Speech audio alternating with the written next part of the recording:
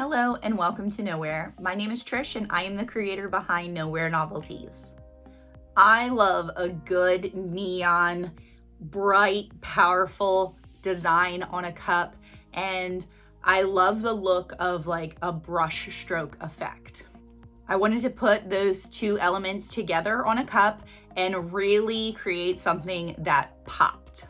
So today I am creating this neon, ultraviolet reactive and glow-in-the-dark brush stroke tumbler. When I say UV reactive, that means when you shine a black light or UV light on the cup, it really throws off some wild colors. I even turned off all the lights to show you guys what it looks like from the charge with the glow-in-the-dark aspect. So this is without UV light, this is just the charge from the glow-in-the-dark powder. This one is so fun and so deceiving with its cool little aspects with the black light and glow in the dark. So if you're ready to see it come together, let's strap in and shoot for the stars.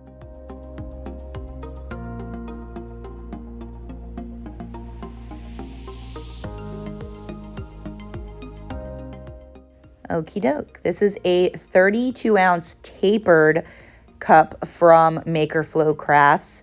And most of these steps can all be done prior to epoxy. So on a matte black spray painted base, I'm taking really thick white acrylic paint on a dry chip brush, just on the edge of the bristles, getting a lot of like the goop or the excess. You don't want too much on the bristles, and kind of messily brushing that on with the dry chip brush to get that brush stroke effect. I knew I was going to have to clean up like the top and bottom rims, so I didn't focus too much on like keeping those clean. I just wanted to get that kind of brush stroke look. These are the UV reactive pigment powders. I got them in a pack on Amazon. They're all neons. They come with, I think, 12 different colors, but I knew I wanted a specific color scheme for this cup. So I went in with a popsicle stick just to get a little bit of the powder onto the dried white acrylic paint. And I just used a gloved finger, a little finger caught, to apply that powder and spread it across the section of the white paint. A little bit of this stuff does go a long way, so I'm really getting just a little bit of it on the popsicle stick and transferring it onto the cup. So I lined the green stripe. I know I just wanted one kind of bright green stripe. I lined the green stripe with 2 blue stripes. I loved the purple, so I kind of made my purple section real fatty and lined both sides of the blue with this purple. One thing to mention about this pack of neon pigments, it definitely comes with like 4 or 5 variations of pink, red, coral, orange. Like they all kind of look the same. I really would have loved like a fuchsia to blend out of the purple and into a pink, but really I used like a hot berry pink and then more of a Barbie pink in its own solid stripe. So really these last 2 colors are very similar to one another, but they have like a very slight shade change. So that created kind of the finishing stripe of the cup. As you can see, this one's more of like a warmer pink, like a Barbie pink is like what I call it. Now this next step, I will preface by saying I wish I would have done it differently. So I am using Tack It watered down to create a new layer of adhesion for my glow powders. I'm sure you can see how much it pulled up the glow pigment powder off of the tumbler. If I were to do this cup over again, I would probably spray paint the pigment powder down first, like with a clear sealant, before I applied the tacket. But you do need the tacket in order to get these glow powders to adhere to the cup. So these are glow powders from Let's Resin. They are not a pigment, like it's not like mica powder. They are very grainy.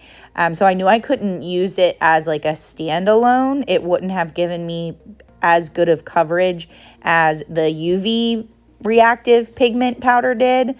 But I knew I wanted the glow in the dark aspect too. So thankfully this package from Let's Resin, also got it on Amazon, will be linked in the description box, had very similar colors as the glow powder or the UV pigment had. So literally I just grabbed 5 more colors that were very similar in shades and applied those in the same fashion as I did those pigment powders. I did learn my lesson this time. I spray painted or spray sealed the powders in so that I had no transfer. And I'm ready to kind of clean up those edges. So I have black pop of color paints and a chip brush, the same chip brush we used.